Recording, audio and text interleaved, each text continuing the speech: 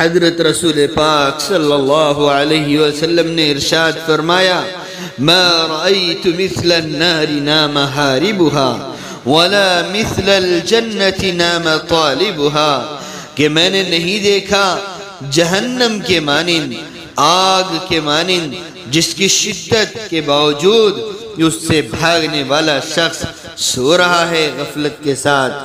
اور جنت کے مانند کہ اس کی حسن و خوبی اور وہاں ملنے والی اللہ کی نعمتوں، رحمتوں